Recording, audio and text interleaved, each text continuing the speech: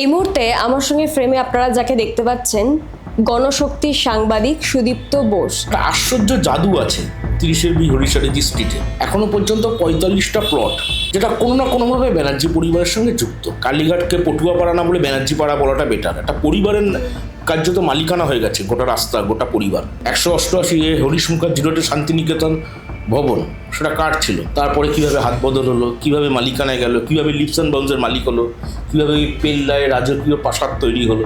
নামটাও দিয়েছে শান্তিনিকেতন ভবন। এখন কার্যত টুরিস্ট স্পট হয়ে গেছে, মানুষজন যায় ওখানটায়, বিভিন্ন বিশেষণে সম্বোধন করে চলে যায় তারা। ব্যানার্জি পরিবারের সম্পত্তি শুধুমাত্র কালীঘাট রোডে হরিশ মুখার্জি হরিশারেজি স্ট্রিটে নয়, ভাঙড় থেকে বাঁকড়াহাটে সাজুয়া, বিষ্ণুপুর, ডায়মন্ড হারবার মডেল, এটাকেই মডেল বলা হয়েছে। 2019 সালে একটি রিপোর্ট, তার লেখা একটি কপি গণশক্তির যে কাগজ, সেখানে ছাপা হয়েছিল, যেখানে হরিশ চ্যাটার্জি স্ট্রিটে মমতা বন্দ্যোপাধ্যায়ের 35টা প্লটে বাড়ি রয়েছে, এরকম একটি রিপোর্ট আমরা হয়তো সকলেই দেখেছি। এবং বর্তমানে দাঁড়িয়ে যখন তৃণমূল সরকারের পতন ঘটেছে, তখন অভিষেক ব্যানার্জির একাধিক সম্পত্তিতে কলকাতা পৌরসভার তরফ থেকে নোটিশ যাচ্ছে। আমার সঙ্গে রয়েছেন সুদীপ্ত দা। আমি একটু জানতে চাইবো দাদা, এই যে 2019 সালের লেখা সেই রিপোর্ট ব্রেক করেছিলেন আপনি, তো সেই মানে কি কি ওই প্লটগুলো ছিল একটু যদি বিশদে বলেন আমাদের। না, এখন সেটা হচ্ছে যে এখন তো মানে নির্বাচন হয়েছে, একটা পালাবদল হয়েছে, যে সরকারি আসুক, তারা একটা সব রকমই চলছে। এখন তো অনেকগুলি বিষয়টা সামনে আসছে। স্বাভাবিকভাবে তখন তৃণমূল সরকার যখন ক্ষমতায় রয়েছে, ফলে নানান মহল থেকে অভিযোগ আসলো, সেই অভিযোগগুলিকে কর্ণপাত তারা করেনি। কিন্তু আমি আমি আমি- মানে আমি শুধু বলছি, শুধু সাংবাদিক হিসাবে একটা কপি করেছিলাম, তার ছাড়াও যে গোটা আমাদের এই যেটা মুখ্যমন্ত্রীর বাড়ি 30 বি হরিশ চ্যাটার্জি স্ট্রিট, মুখ্যমন্ত্রীর বাড়িকে কেন্দ্র করে 73 নম্বর ওয়ার্ড, তাতে Kalighat road, Harish Mukherjee road, Harish Chatterjee street. মানে আমি খুব সহজ, খুব লঘু ভাষায় বললে বলা যায় যে একটা আশ্চর্য জাদু আছে 30 বি হরিশ চ্যাটার্জি স্ট্রিটে। ধরুন 30 বি হরিশ চ্যাটার্জি স্ট্রিট মুখ্যমন্ত্রীর বাসভবন। আবার ধরুন শিক্ষক নিয়োগ দুর্নীতি থেকে কয়লা পাচারে যে সংস্থার বিরুদ্ধে অভিযোগ আছে, আদালতে জমা পড়ার নথিতে রয়েছে নিয়োগ দুর্নীতিতে লিপস অ্যান্ড বাউন্স কোম্পানি, তারও পূর্বতন ঠিকানা ছিল 30 বি হরিশ চ্যাটার্জি স্ট্রিট। ধরুন এই যে গোটা শহর জুড়ে চলে বিশ্ব বাংলা একটা কিম্ভূত কিমাকার একটা চলছে, স্থাপত্য সব জায়গায় চলছে। এই বিশ্ব বাংলার বয়ের যে মালিকানা, সত্যটার যে মালিকানা, তার যে আবেদন এসেছিল, সেই আবেদনটা এসেছিল 30 বি হরিশ চ্যাটার্জি স্ট্রিট থেকে, অভিষেক ব্যানার্জি। ধরুন এই এই এই এই 30 বি হরিশ চ্যাটার্জি থেকে কয়েকটা বাড়ি দূরে, ওখানে ইনফোকেয়ার একটা প্রাইভেট লিমিটেড চিট ফান্ড সংস্থা ছিল, মালিকের নাম কৌশিক পাত্র। মমতা ব্যানার্জির বাড়ি থেকে 7টা বাড়ি দূরে, ওখানে বসে চিট ফান্ডে কারবার চললো, বাজার থেকে 500 কোটি টাকা তুলে নেওয়া হলো, অ্যারেস্টেড। আমি বলতে চাইছি যে একটা আশ্চর্য জাদু আছে কালীঘাট রোড, হরিশ চ্যাটার্জি স্ট্রিট, হরিশ মুখার্জি রোডে, যাবতীয় ওখানটায় ভরকেন্দ্র হয়। এবং বিষয়টা এইটাই যে মুখ্যমন্ত্রী, আচ্ছা কিছুই জানেন না, তা মুখ্যমন্ত্রীর গোটা পরিবার কালীঘাট রোডের ওইখানটায় প্রায় 500 মিটারের দূরত্বে পরপর যে প্লটগুলি আছে, হরিশ চ্যাটার্জি স্ট্রিট, হরিশ মুখার্জি রোড, সমস্ত রোডে এখনও পর্যন্ত 45টা প্লট, যেটা কোনো না কোনোভাবে ব্যানার্জি পরিবারের সঙ্গে যুক্ত। 2019 সালে এই প্লটের সংখ্যা ছিল 34টা। 2024 সালে লোকসভা নির্বাচনের সময় আমরা যখন তথ্য ঘাঁটি, তার সমস্ত দলিল আমাদের কাছে আছে, দলিলও আছে, যে কোনো মামলা এখনও করেননি ওনারা এই মামলাটায়। সেটা সংখ্যাটা বেড়ে চলে গেল 38টা প্লট। 2026 নির্বাচনে এই মুহূর্তে ভবানীপুর বিধানসভায় মুখ্যমন্ত্রীর ওয়ার্ড 73 নম্বর, আগে পাশে 71, 72, 74 সব মিলিয়ে টোটাল 45টা প্লট ব্যানার্জি পরিবারের হাতে। মানে এখন ওখানকার লোকেরা ওটা বলে কালীঘাটকে পটুয়াপাড়া না বলে ব্যানার্জি পাড়া বলাটা বেটার। একটা পরিবারের কার্যত মালিকানা হয়ে গেছে গোটা রাস্তা, গোটা পরিবার। এবং দেখবেন যে কোনো রাস্তা দিয়ে যাতায়াত করা যায় না, কিন্তু মুখ্যমন্ত্রীর বাড়ির আশেপাশে সমস্ত প্লট চলে যাচ্ছে। তা সেটা জানেন না। ধরুন মুখ্যমন্ত্রীর বাড়ি থেকে বেরোলেই, মুখ্যমন্ত্রীর বাড়িতে আপনারাও গেছেন নিশ্চয়ই কভার করতে প্রেস কনফারেন্সে, বাড়ি থেকে বেরোলেই রাস্তার উল্টো দিকে একটা বড় তৃণমূল ভবন। ওই তৃণমূল ভবনটা কি, কার জমি ছিল? জনৈক বাদল ঘোষের জমি। তিনি এখন কোথায় থাকেন? ওখান থেকে উচ্ছেদ হয়েছে। কীভাবে হচ্ছে? একটার পর একটা পরিবার দেখবেন ভবানীপুরে বিধানসভা কেন্দ্রে এবং ভবানীপুর বিধানসভা কেন্দ্রে এবং ৭৩ নম্বর ওয়ার্ড মানে মুখ্যমন্ত্রীর বাসভবন যে এলাকায় একটা বড় অংশের পরিবার উচ্ছেদ হয়েছে। হয় তারা ঘর ছাড়া হয়েছে, তার বাড়ি থেকে চলে যেতে হয়েছে, কেউ ভাড়াটিয়া বাড়িওয়ালা গণ্ডগোলে হয়েছে, কারো জমি ছিল, কারো গোডাউন ছিল, কারো প্লট ছিল, কারো দোকান ছিল, সমস্ত কিছু একটার পর একটা খালি হয়েছে। তারা উচ্ছেদ হয়ে অন্য জায়গায় চলে গেছে। শুধুমাত্র ভবানীপুর বিধানসভা কেন্দ্রে, মানে শুধু ভবানীপুর বিধানসভা কেন্দ্রে যে উচ্ছেদ হয়েছে সেটা একটা বিরাট পরিমাণ মানুষ ওখান থেকে উচ্ছেদ হয়েছে। কেন? মানে ধরুন আমি বলছি যে গত এক দশকে শুধু ৭৩ নম্বর ওয়ার্ড, মুখ্যমন্ত্রীর নিজের ওয়ার্ড, আপনি ভাবুন একটা রাজ্যের প্রবল প্রতাপ, যার কথাতে মানে আলিপুর চিড়িয়াখানায় সিংহ শাবকের যার অনুপ্রেরণা ছাড়া জন্ম হয় না, সেই তার নিজের ওয়ার্ড থেকে শুধু স্থানান্তরিত হয়ে গেছে, শিফটেড হয়ে গেছে। ভোটারের সংখ্যা ছিল ৩,৯২৩ জন, মানে ১১০০টা পরিবার। হরিশরাজি street, Kalighat road, Harish Mukherjee road, Rani Shankari lane, Parbati Chakraborty lane এবং পরপর যে রাস্তাগুলি আছে এখান থেকে ১১০০টা পরিবার উচ্ছেদ হলো কেন? গোটা ভবানীপুর বিধানসভায় এই সংখ্যাটা আরও বেশি, প্রায় ৫,০০০-এর উপর পরিবার। একটা ওয়ার্ড থেকে, মুখ্যমন্ত্রী ওয়ার্ড থেকে ১১০০টা পরিবার উচ্ছেদ হয়ে গেছে।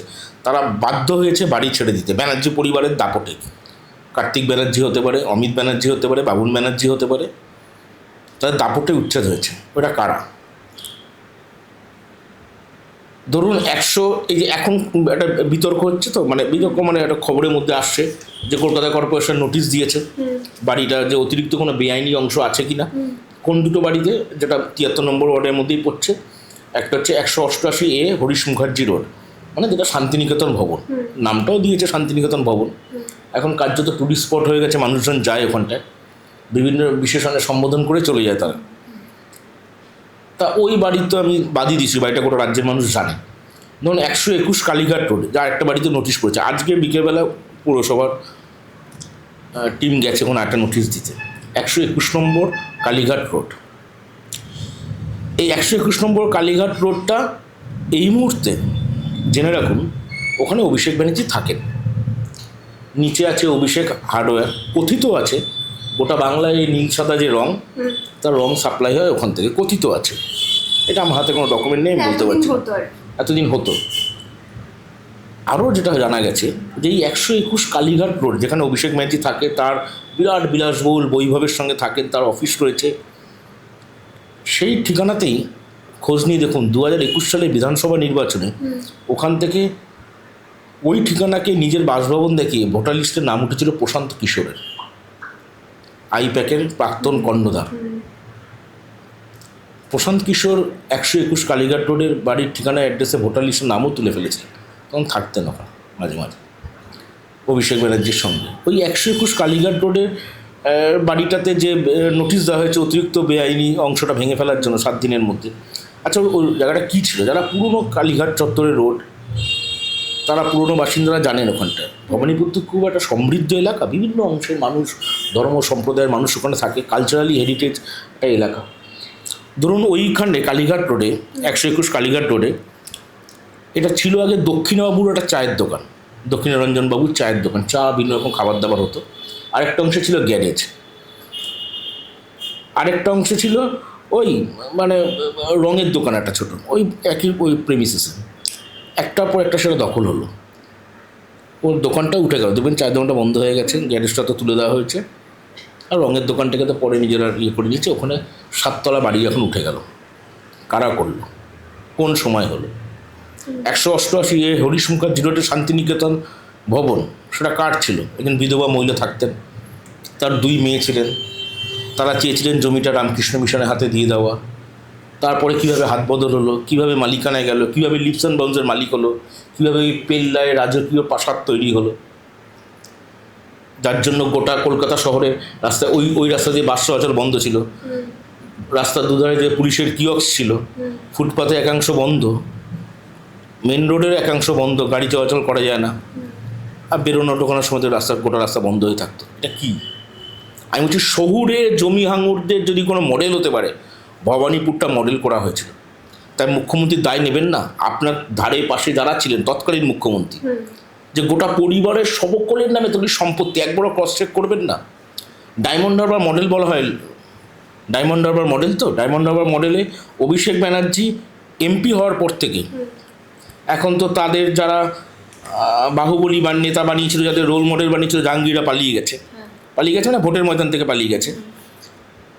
কিন্তু এই জমির রোগটা আছে, জমি দখল, এই একটা উদগ্র আগ্রাসন। আমি দখল করব, যেহেতু আমি সরকারে আছি, আমার পরিবারে কেউ একটা মুখ্যমন্ত্রী আছে, পরিবারে কেউ একটা সাংসদ আছে, ফলে গোটা পরিবার নেমে পড়েছে জমি দখল করতে, সম্পত্তি বাড়াতে।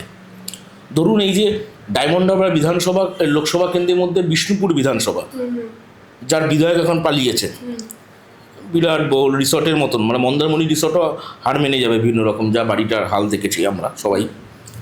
তা সেই বিষ্ণুপুরের বাঁকড়াহাটের সাজুয়া মৌজায় খোঁজ নিয়ে দেখুন তো, বিঘার পর বিঘা কার নামে? বিঘার পর বিঘা জমির দলিলে নাম রয়েছে অমিত ব্যানার্জি, লতা ব্যানার্জি। তারা কারা? বিঘার পর বিঘা জমি 2014 সালে অভিষেক ব্যানার্জি সাংসদ হওয়ার পর থেকে শুধুমাত্র সাজুয়া মৌজায়, বিষ্ণুপুর বিধানসভার ডায়মন্ড হারবার লোকসভার অন্তর্গত সাজুয়া মৌজায় 116 নম্বর খতিয়ান, 156 নম্বর খতিয়ান, 30 নম্বর খতিয়ান সহ বিস্তীর্ণ এলাকা একের পর এক জমি কার নামে? সাজুয়াতেই জমি রয়েছে, পার্থ চ্যাটার্জিরও জমি আছে, সাজুয়াতেই জমি আছে কার্তিক ব্যানার্জিরও। এই বাঁকড়াহাটের সাজুয়া থেকে বজবজের চটা, নোদাখালী থেকে ফলতার, মল্লিকপুর, বিঘার পর বিঘা জমি একের পর এক ব্যানার্জি পরিবারের সদস্যদের নামে আসছে কী করে? ধরুন আপনি ভাঙড়ে যান, ভাঙড় 1 নম্বর ব্লকে, সেই অংশটুকু ক্যানিং বিধানসভার মধ্যে পড়ে, ক্যানিং পূর্ব বিধানসভার মধ্যে পড়ে। সেখানে নিয়োগ দুর্নীতির সময় অভিযোগ যে ওখানে কিছু ডকুমেন্ট পোড়ানো হয়েছিল, পরের দিন সকালে সব সিবিআই অফিসাররা গেছিলো, আগুনের সব নথি পোড়ানো হচ্ছিলো, শিক্ষক নিয়োগ দুর্নীতি। আমরাও গেছিলাম সাংবাদিকরা। পরে জানা গেল যে জমিতে পোড়ানো হচ্ছে সেই জমিটার মালিক কার্তিক ব্যানার্জি। ভাঙড়ে ব্যানার্জি পরিবারের সম্পত্তি শুধুমাত্র কালীঘাট রোডে হরিশ মুখার্জি হরিশারা ডিস্ট্রিক্টে নয়, ভাঙড় থেকে বাঁকড়াহাটে সাজুয়া, বিষ্ণুপুর, ডায়মন্ড হারবার মডেল, এটাকেই মডেল বলা হয়েছে। জমির সাম্রাজ্য বানানো হয়েছে। জমিদার নাকি একটা পরিবারের নামে? কেউ কোনো প্রশ্ন করেনি, মুখ্যমন্ত্রী প্রশ্ন করে জানতেন না এই জমিগুলি কীভাবে হয়েছে? এখন যে নোটিশগুলি গেছে সেগুলো তো পরে এসেছে, তার আগে আপনারা জানতেন না যে কোথা থেকে আসছে এত পরিমাণ জমি, কীভাবে কারা যাচ্ছে? আমি বলছি শুরুটা কবে থেকে হলো? মানে ব্যানার্জি পরিবার এই যে এত সম্পত্তির মালিক, এটা শুরুটা কবে থেকে হলো? শুরুটা সরকার আসার পর থেকেই, 2011 পর থেকে। এই শান্তিনিকেতন ভবনটা কখন হয়েছে? তৃণমূল সরকারে আসার পর থেকে শান্তিনিকেতন ভবন হয়েছে। শান্তিনিকেতন ভবন তো আগে ছিল না, ওখানে একটা ভাঙাচোরা বাড়ি ছিল। সেই বাড়ি হঠাৎ করে এরকম রাজকীয় প্রাসাদ দখল হয়ে গেল, দখল হওয়ার পর রাজকীয় প্রাসাদ হয়ে গেল কী করে? এই মুখ্যমন্ত্রী সততার প্রতীক এখন তো লেখেন না, ফলে স্বাভাবিকভাবে ওনার দায় নেই সততা নিয়ে ওনার দাবি করা। এখন লেখেন না যখন, তখন আর আমরাও আর বলবো কেন? কিন্তু যখন লিখতেন তখন থেকে এটা শুরু হয়েছে। যখন লিখতে আছে মুখ্যমন্ত্রী জানেন না যে গোটা মানে একটা, আমি হচ্ছে যে 30-এর বি হরিশ চ্যাটার্জি স্ট্রিটের উল্টো দিকের যে বাড়িটা, 40-এর বি ঠিকানাটা বললাম, তারপরে ধরুন কালীঘাট মোড় থেকে 400 গজ দূরত্বের মধ্যে রয়েছে 17টা প্লট, যার প্রত্যেকটা দখলদারি ব্যানার্জি পরিবারের হাতে। হরিশ চ্যাটার্জি স্ট্রিটের ঠিকানায় 29-এর সি হরিশ চ্যাটার্জি স্ট্রিট, 29-এর ডি, 30-এর এ, আমি দেখেই বলছি কেন এগুলো মনে রাখা যায় না, তা তো এত সম্পত্তির বড় আমরা মনে রাখতে পারবো না। 45A, 45D, 80B, 80A, Kalighat রোডে 49C, 63/8, 76/3। এছাড়াও 3 নম্বর পার্বতী চক্রবর্তী লেন, রানী শঙ্করী লেন, প্রতিটা জায়গায় মাত্র 400 গজ দূরত্বের মধ্যে একটা পরিবারে 17টা জমি, বাড়ি বা ফ্ল্যাট রয়েছে। আপনি এগুলিকে কীভাবে দেখবেন? এটা মানে কেউ জানতেন না, চোখের সামনে হয়েছে। কর্পোরেশন তখন নীরব ছিল, ল্যান্ড ডিপার্টমেন্ট কী করছিল, কোথা থেকে দলিল হস্তান্তর, সমস্ত দলিল রয়েছে আমাদের কাছে। এই কারণেই কি এখনো মানে ব্যানার্জি পরিবার বা অভিষেক ব্যানার্জি তারা কোর্টের দ্বারস্থ হতে পারছেন না? এই কারণেই কি করা মুশকিল আছে? তখন সমস্ত দলিল রয়েছে, সমস্ত তথ্য নথি রয়েছে। এই কপি তো আমরা একাধিকবার করেছিলাম 2019 সালের পর থেকে। অন্য বিভিন্ন রকম দুর্নীতির অভিযোগে যে কপিগুলি আমরা করেছিলাম তাতে একাধিক মামলা হয়েছিল গণশক্তির বিরুদ্ধে, কিন্তু এটাতে মামলা করতে পারি। আমাদের কাছে আমরা চাইছিলাম মামলাটা হোক, তাহলে মানুষের কাছে প্রকাশ্যে আসতে পারত অন্তত আদালতের মাধ্যমে। কিন্তু সেটা মামলা করেনি। কিন্তু আমি বলছি যে ঘুরে ফিরে বারে বারে হরিশ চ্যাটার্জি স্ট্রিট 30-এর বি হরিশ চ্যাটার্জি স্ট্রিটেই কেন? বারে বারে 30-এর বি হরিশ চ্যাটার্জি স্ট্রিট থেকে একটা বেসরকারি কোম্পানি চালু হলো, লিপস অ্যান্ড বাউন্স, সেটা ঠিকানা দেখানো হলো 30-এর বি হরিশ চ্যাটার্জি স্ট্রিট। মানে অনুপ্রেরণা ডিস্ট্রিবিউশন সেন্টার, কিসের অনুপ্রেরণা? এটা কি মানে গোটা গোটা রাজ্যে যে আপনি ভাঙড়ে, রাজারহাটে, নিউ টাউনে যে জমি দখল, জমি মাফিয়াদের যে মডেল দেখছেন, তার ডিস্ট্রিবিউশন পয়েন্ট হচ্ছে ভবানীপুর, তার ডিস্ট্রিবিউশন পয়েন্ট 30-এর বি হরিশ চ্যাটার্জি স্ট্রিট। আমি বলছি দাদা, যখন অভিষেক ব্যানার্জি 2024-এর লোকসভা নির্বাচন লড়ার আগে তার যখন ওই দিয়েছিল, মানে ওনার যে সম্পত্তির যা যা আছে না আছে, তখন সেখানে তো তিনি লিখেছিলেন বা সেখানে ছিল যে তার কোনো স্থাবর সম্পত্তি নেই। তো তাহলে এখন যা যা সামনে আছে তাতে তো ওনার সাংসদ পদটা নিয়ে প্রশ্ন ওঠার কথা। সেটা আইনত প্রশ্ন, সেটা উনি দেখেছেন কেননা এই সম্পত্তিগুলি কিছু জায়গায় ওনার নাম আছে, কিছু লিপস অ্যান্ড বাউন্সের নামে আছে, কিছু লিপস অ্যান্ড বাউন্স কোম্পানিটা তৈরি হওয়ার সময় প্রথমে অভিষেক ব্যানার্জি ছিলেন, সুজয় কৃষ্ণ ভদ্র ছিলেন, পরবর্তীকালে ওনার স্ত্রী যুক্ত হন, তারপর বাবা মা যুক্ত হন, তারপর তো উনি এমপি হওয়ার পর ওখান থেকে সরে যান, কিন্তু গোটা কোম্পানিটার নিয়ন্ত্রণ ওনার হাতে। যেখানে লিপস অ্যান্ড বাউন্স নিয়ে যা বললে ওনার দিকে উনি প্রতিক্রিয়া দেন, কেন এখনও লিপস অ্যান্ড বাউন্সে উনিই রয়েছেন। কারণ পরবর্তীকালে উনি দাবি করেছেন লিপস অ্যান্ড বাউন্সের সঙ্গে যোগ নেই, কিন্তু আসলে লিপস অ্যান্ড বাউন্সের সিইও দেখা যায় পরবর্তীকালে কোর্টে দেওয়া সেন্ট্রাল এজেন্সির ডকুমেন্টে যে উনি এখনও still now CEO of Leaps and Bounds. ফলে গোটাটা উনার ইয়েতেই আছেন।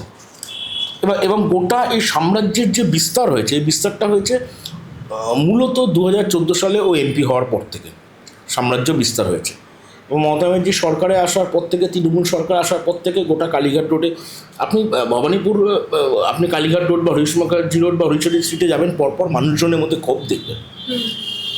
তাদের একটা কোনো ফাঁকা জায়গা থাকে, ব্যানার্জি পরিবারের বাহিনী চলে আসছে, দখলদারি করছে, হয় প্রথমে ভয় দেখাচ্ছে, তারপর টাকা দিচ্ছে, তারপর এমন পরিবেশ তৈরি করছে যাতে তারা সাধারণ মানুষ এরকম একটা প্রভাবশালী পরিবারের বিরুদ্ধে লড়ে টিকে থাকবে কী করে। একটা বড় অংশের মানুষকে সোনারপুর, বারুইপুর, আগরপাড়া সমস্ত জায়গায় চলে গেছে, উচ্ছেদ হয়েছে, কী করে লড়াই করবে এই পরিবারের সাথে? পুলিশ থানা নেই। ধরুন মমতা ব্যানার্জির বাড়ির 3টে বাড়ি দূরে, মমতা ব্যানার্জির সামনেই, সেখানটায় হচ্ছে 80 বি হরিশ চ্যাটার্জি স্ট্রিট, দীপক হাজরা বলে একটা ছেলে আছে, তার একটা গ্যারেজ, মানে গাড়ি সারাই টারাই হয়, গ্যারেজ টারেজ, সেই গ্যারেজের জমি কীভাবে দখল করা হলো? 80 বি হরিশ চ্যাটার্জি স্ট্রিটে 12 এবং 13 নম্বর জমি। দীপক হাজরা থানা তো তখন তো অভিযোগ তো নেয়নি, উল্টো দীপক হাজরার দিদি তাকে পর্যন্ত তুলে নিয়ে গেছিলো পুলিশ, মারধর, হামলা, বাড়ি ঢুকতে পারে না, দীর্ঘদিন ঘর ছাড়া ছিল, তার নিজের জমি, সেখানে সে ব্যবসা করে, গাড়ি গ্যারেজ রয়েছে। তবে মমতা ব্যানার্জির বাড়ির পাশ থেকে কিছুটা এগোলেই বাঁ হাতে পড়বে 80 বি হরিশ চ্যাটার্জি স্ট্রিট। সেই জমি পর্যন্ত কারা দখল নিতে গেল? মমতা ব্যানার্জি 4টে বাড়ি পড়ে, মমতা ব্যানার্জি জানেন না? মামলা হচ্ছে, কোর্টে যাচ্ছে, পুলিশ তুলে নিয়ে যাচ্ছে রাত্রিবেলা, একটা অসহায় মহিলাকে পুলিশ তুলে নিয়ে গিয়ে থানায় আটকে রাখছে। তখন গোটা পুলিশ, গোটা তৃণমূল চালাতেন, এখন এই ডিসিপি শান্তনু বিশ্বাস এখন তো আছে জেলে। ফলে এইটা আমি বলতে চাইছি যে গোটা ধরুন নিউকনিক পরিস্থিতিতে এইটা দুর্নীতি এখন রাজনীতির অংশ হয়ে যাচ্ছে। দুর্নীতিকে মমতা ব্যানার্জি যেটা করেছে, মানে সফলভাবে করেছেন, যে একটা সামাজিক বৈধতা দিয়েছে, একটা প্রাতিষ্ঠানিক চেহারা, দুর্নীতিটা গ্রাস হয়ে গেছে আমাদের। কিন্তু দুর্নীতির পশ্চিমবঙ্গের স্বাধীনতা পরবর্তীতে রাজনৈতিক মানচিত্রে এত দুর্নীতিগ্রস্ত একটা সরকার এবং মুখ্যমন্ত্রী সরাসরি যাতে যুক্ত আছে, এটা আসেনি, সরাসরি যুক্ত আছে। গোটা পরিবারের সবার সম্পত্তি হচ্ছে। এখন কাজরি ব্যানার্জি আছেন ওয়ার্ডের কাউন্সিলর, তার হলফনামাটা দেখবেন তো কোথায় কোথায় জমি আছে। এই গোটা পরিবারের এই জমির যে চিত্র, ধরুন আপনি, আমি আমি আমি কতদিন ঘটনা বলি পর করে, ধরুন বলি যে কালীঘাট রোড, এখানে এক সময় অভিনেতা ছিল নীতিশ মুখার্জি, তার বাড়ি ছিল, সেই বাড়ির নিচে একটা ইলেকট্রিকের দোকান ছিল, তার কাছেই তারা নীতিশ মুখার্জির কাছে ভাড়া দিত সেই দোকানটা। 2018 সালে আগস্ট থেকে সেখানে ভাড়া নেওয়া বন্ধ, তিনি রেন্ট কন্ট্রোলে দেন, তারপর বাড়ি ভাঙা পড়ে, বিদ্যুতের লাইন কেটে দেওয়া হয়েছে, মানে উচ্ছেদ করার চেষ্টা চলছে পর রাস্তাগুলি, মানে একটার পর একটা জায়গায় শুধুমাত্র উচ্ছেদের যা প্রক্রিয়া হয়েছে। মানে ব্যানার্জি পরিবারের সম্পত্তির কথা হয়তো বলতে গেলে শেষ হবে না। এবং দেখুন সম্পত্তি, আমি বলছি যে এই 17টা সম্পত্তি এখন যা দিয়েছে, সেটাতে অভিষেক ব্যানার্জি প্রমাণ করুক যে সম্পত্তি নেই বা অতীতে বেআইনি, সেটা আইন আদালত বা কলকাতা কর্পোরেশন সরকার বুঝবে। কিন্তু আমি বলছি যে একটা ব্যক্তি, তিনি 2014 সালে এমপি হলো, তারপর তার সম্পত্তির পরিমাণ বাড়তে শুরু করলো। তারপর হঠাৎভাবে তার একটা কোম্পানি লিপস অ্যান্ড বাউন্স, সেই কোম্পানিতে কয়লার টাকা ঢুকলো ঘুরপথে থ্রু রিয়েল এস্টেট। এটা সেই পথে শিক্ষক নিয়োগ দুর্নীতির টাকা ঢুকলো, সেটা ইডি চার্জশিটে আছে, সুজয় কৃষ্ণ ভদ্রের বিরুদ্ধে যে চার্জশিটটা হয়েছিল। ধরুন সেইখানটায় মমতা ব্যানার্জি যখন বিরোধী নেত্রী ছিলেন, তখন ভাঙড়ের বেদিক ভিলেজ কাণ্ড একটা ঘটনা ঘটেছিল। বেদিক ভিলেজ, এটা ফুটবল খেলাকে নিয়ে রক্তারক্তি ঘটনা। তখন মমতা ব্যানার্জি রাস্তায় নেমেছিলেন, পথে বিক্ষোভ করেছিলেন। বেদিক ভিলেজের মালিক তখন রাজকিশোর মোদি, তাকে গ্রেপ্তার করতে হবে। বুদ্ধদেব ভট্টাচার্য সরকারের শেষ দিকে, পরবর্তীকালে রাজকিশোর মোদি গ্রেপ্তার হয়, 3 বছরের মধ্যে জামিন পায়। জামিন পাওয়ার পর দেখা যায় প্রথম ওনার কোম্পানি 1,25,00,000 টাকা কাটমানি হিসাবে, কমিশন হিসাবে দেখানো হলো, লিপস অ্যান্ড বাউন্সে ঢুকলো। বিরোধী নেত্রী হিসাবে যার বিরুদ্ধে লড়াই করলেন, যাকে গ্রেপ্তার করার জন্য রাস্তায় নামলেন, বামপন্থ সরকারের মুখ্যমন্ত্রীর পদত্যাগ, বুদ্ধদেব ভট্টাচার্য পদত্যাগ দাবি করে মিছিল করলেন, বিক্ষোভ করলেন, যা যা নৈরাজ্য সৃষ্টি করলেন। তারপর সরকারে আসার পর সেই রাজকিশোর মোদির সংস্থা থেকেই প্রথম কমিশনের টাকাটা ঢুকলো অভিষেক ব্যানার্জি লিপস অ্যান্ড বাউন্সে। এবং সেই লিপস অ্যান্ড বাউন্সের প্রথম ঠিকানা ছিল 30 বি হরিশারের স্ট্রিট। লিপস অ্যান্ড বাউন্সের কাজ কী? ধরুন, আপনারা কেউ জানেন যে লিপস অ্যান্ড বাউন্স পাটের ব্যবসা করতো? কীভাবে পাটের ব্যবসা হয়েছে? কেউ একটা কনসালটেন্সি ফার্ম, সে পাটের ব্যবসা করবে কী করে? লিপস অ্যান্ড বাউন্স পাটের ব্যবসা করেছে। লিপস অ্যান্ড বাউন্স নিয়োগ দুর্নীতির টাকা শুধু নয়, মানে একটা, আমি বলছি যে গোটাটা এইখানটায়, এই গোটাটা মানে অনুপ্রেরণার যদি একটা ভরকেন্দ্র হয়, সে ভরকেন্দ্রটা আসলে হরিশারের স্ট্রিট। এটা বাংলা মানুষকে জানতে, দুর্নীতির অনুপ্রেরণা। এবং একটার পর একটা জমি আপনি দেখবেন যে মুখ্যমন্ত্রী বাড়ির পিছনের দুটো, ওই প্রেমিসিস চত্বরে দুটো আছে, ওখানে তো আদিগঙ্গাটা বুঝে গেছে, আদিগঙ্গা প্রায় বুঝে গেছে।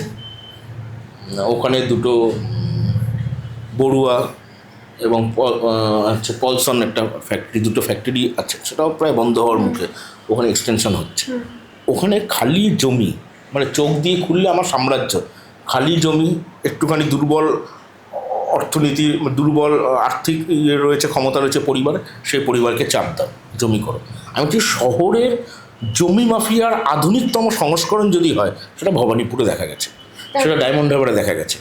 তারপরে দাদা, এই যে 19 সাল থেকে যে রিপোর্ট করে আসছেন, সেটা কোথাও গিয়ে আজকের এই সরকার বদলের পর মান্যতা পাচ্ছে না? মান্যতা আপনি ওখানকার মানুষজনও তাই জানেন, মানুষজনের কাছ থেকে আমরা সব পেয়েছি,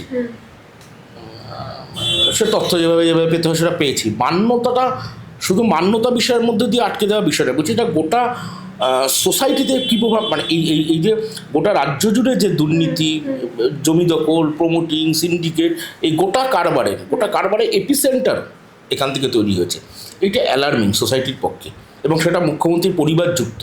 মুখ্যমন্ত্রী জানেন না, কিচ্ছু জানেন না। এবং এখন যেই কারণে বোধহয় তিনি অভিষেক ব্যানার্জির একাধিক সম্পত্তির বিরুদ্ধে যখন পৌরসভা তরফ থেকে নোটিশ যাচ্ছে, প্রাক্তন মুখ্যমন্ত্রী মমতা বন্দ্যোপাধ্যায়, যিনি সবসময় কিছু হলেই রাস্তায় নেমে মিছিল করতেন, আন্দোলন করতেন, সেই সব কিছুই আর করতে দেখছি না। এখন কীভাবে অভিষেক ব্যানার্জি প্রথমে বলেছিলেন যে এটা আমার জমি নয়, শুনেছি বিধায়কদের মিটিংয়ে, পরবর্তীকালে বলেছে বাড়ি ভেঙে দিলে মাথা নত করবো না। মাথা নতর সাথে কী সম্পর্ক আছে? আপনি এটা ইল্লিগালি বাড়ি, ইল্লিগালি জমি, ইল্লিগালি সমস্ত দখল করেছেন, সেখানে ওরকম একটা রাজপ্রাসাদ বানিয়েছেন, মাটি মানুষের দল করেছেন, দল করে একটা রাজপ্রাসাদ বানিয়েছেন, সেটা তো যদি ভেঙে দেয় তার সাথে আপনার মাথা নিচু করার কী সম্পর্ক আছে? কিন্তু আপনাকে জানাতে হবে তো যে ওখানে হরিশারের যে স্ট্রিটে, হরিশ মুখার্জি রোডে হোটেলগুলি কার? কোভিডের সময় কোন কোন হোটেলে রাত্রিবেলা গাড়ি পৌঁছাতো? কিন্তু তো বলতে হবে সমস্ত। এই গোটাটাই হয়েছে। ধরুন বিশ্ববাংলার এই বয়ের মালিকানা কার? এই বয়ের মালিকানা 2013 সালের 26শে নভেম্বর এই ট্রেডমার্কের জন্য আবেদন করা হয়েছিল। মুখ্যমন্ত্রী ছবি এঁকেছেন সেটা সরকারি লোগো অশ্বস্তম্ভের উপরে চাপিয়ে দিয়েছেন, ঠিক আছে। তা সেটার জন্য মালিকানার জন্য আবেদন করেছেন অভিষেক ব্যানার্জি 2013 সালের 26শে নভেম্বর। আর দেখা গেছে যে বিশ্ববাংলা মার্কেটিং কর্পোরেশন লিমিটেড, যাদের এটাকে নিয়েছে, সেইটা তৈরি হয়েছে 2014 সালে 31শে ডিসেম্বর। মানে বিশ্ববাংলা মার্কেটিং কর্পোরেশন লিমিটেড তৈরি হয়েছে 2014 সালে, আর বিশ্ববাংলার বটার যে আমি ট্রেডমার্কের জন্য আবেদন করেছি তারও 1 বছর আগে হয়। কোম্পানি ফর্ম করার আগে কোম্পানি ট্রেডমার্কের জন্য আলাদা 1 বছর ধরে করে নিয়েছে, এবং সেটা একটা বেসরকারি লোক। অভিষেক ব্যানার্জি তখন সরকারও নয়, 2013 সাল, এমপিও হননি, কোনো জনপ্রতিনিধি নয়। তারপর তো সরকার দাবি করলো যে বিশ্ববাংলার যে এটাতে নয়, তখন অত্রি ভট্টাচার্য তৎকালীন স্বরাষ্ট্র সচিব তিনি প্রেস কনফারেন্স করে বললেন নয়, এটা নয়। আরও ইন্টারেস্টিং কী জানবেন, যে তখন এই বিশ্ববাংলার যখন এই কেলেঙ্কারি যখন সামনে এলো, বিশ্ববাংলার বর যে তার রয়্যালটি সব অভিষেক ব্যানার্জির ঘরে যায়, তখন নবান্নে প্রেস কনফারেন্স করেছিল 2014 সালে, সেই শেষের দিকে নভেম্বর ডিসেম্বর দিকে। সেই সময় তৎকালীন স্বরাষ্ট্র সচিব অত্রি ভট্টাচার্য প্রেস কনফারেন্স করে বলেছিল যে আমরা এইটা যে 2014 সালে 11ই নভেম্বর একটা চিঠি আসে, সেই চিঠিটা দেখা বলা হয় যেটা আবেদনকারী যিনি করেছিলেন মানে অভিষেক ব্যানার্জি, তিনি সেই আবেদন প্রত্যাহার করে নিয়েছেন। ফলে বিশ্ববাংলার বয়ে তার কোনো ক্রেডেনশিয়াল নেই বলে এটা ক্লোজ চ্যাপ্টার। কিন্তু ক্লোজ চ্যাপ্টার তো নয়, তার কারণ বিশ্ববাংলার আবেদন পরিত্যক্ত ঘোষণা করলেও কেন পরিত্যক্ত ঘোষণা করা হবে না সেটা হচ্ছে যে জানাতে হয়। সেটা কার কাছে জানাতে হয়? সেটা হচ্ছে এই যে রেজিস্ট্রি যে ট্রেডমার্ক আছে সোসাইটি, তাদের কাছে জানাতে হয়। সেটা 2.5 বছর ধরে সরকার জানায়নি। কিন্তু আরও ইন্টারেস্টিং, যেটা আমার কাছে আসলে এগুলি মনে রাখা তো সমস্ত, আমি বলছি যে আরও ইন্টারেস্টিং যে আপনারা জানবেন যে অভিষেক ব্যানার্জিকে 3খানা আবেদনের মধ্যে 2টো বাতিল হয় পরবর্তীকালে। অভিষেক ব্যানার্জি সম্পর্কে রাজ্য সরকার একটা মুখোশ মানে দেখাতে চায় যে আমরা অভিষেক ব্যানার্জির এই আবেদনটিকে প্রত্যাহার করে নিচ্ছি। তখন তারা যে সরকারি নথিতে যে মামলা করেছিল তাতে অভিষেক ব্যানার্জির সম্পর্কে কী লিখেছিল, মমতা ব্যানার্জির সরকার লিখেছিল, কিন্তু এটা কোনো বিরোধী দলের অভিযোগ নয়, সিপিআইএমের তো নয়ই, এটা বিরোধী দলের অভিযোগ ছিল না। অভিষেক ব্যানার্জি সম্পর্কে গভর্নমেন্ট লিখছে, the applicant has adopted the identical mark Biswa Bangla with the malafide and dishonest intention of trading upon the goodwill and reputation of the opponents. অর্থাৎ অভিষেক ব্যানার্জি অভিসন্ধিমূলক ও অসৎ উদ্দেশ্যে রাজ্য সরকারের ইমেজ ও গুডউইলকে ব্যবসা করতে বিশ্ববাংলা লোগোকে কাজে লাগিয়েছে সরকার বলেছিল। তখন এটা বলা হলো যে আমরা সরকার আবেদন প্রত্যাহার করে নিচ্ছি, কিন্তু আসলে প্রত্যাহার করা হয় না, অভিষেক ব্যানার্জির নামেই রয়েছে। এবং অভিষেক ব্যানার্জি সে মানে মোদ্দা কথা মুখ্যমন্ত্রী দিয়ে একটা ছবি আঁকলো, সেই ছবিকে ট্রেডমার্ক হিসেবে ব্যবহার করলো, ট্রেডমার্ক রেজিস্ট্রির কাছে আবেদন করলেন ভাইপো, তারপর তার নামেই বরাদ্দ হলো। তার 1 বছর পরে বিশ্ববাংলা মার্কেটিং কর্পোরেশন লিমিটেড তৈরি হলো, সরকার সেখানেই সমস্ত বিনিয়োগ করলো। আর দেখা গেল সেই বিনিয়োগে বিশ্ববাংলার যত প্রমোশনাল প্রোগ্রাম, ফিল্ম ফেস্টিভ্যাল থেকে শুরু করে কালচার প্রোগ্রাম, সেমিনার যা যা আছে, কনভোকেশন যা যা অনুষ্ঠান আছে, সব অনুষ্ঠান হলে তার রয়্যালটি বিশ্ববাংলা পাবে হচ্ছে অভিষেক ব্যানার্জির ঘরে। এবং যখন লোগো আবেদন করা হয়েছিল, আমি একটা ঘটনাটা বললাম এই কারণে, যখন লোগো আবেদন করা হয়েছিল তখন আবেদনকারীর ঠিকানা দেখানো হয়েছিল 30 B হরিশ চ্যাটার্জি স্ট্রিট, মানে মুখ্যমন্ত্রীর বাসভবন।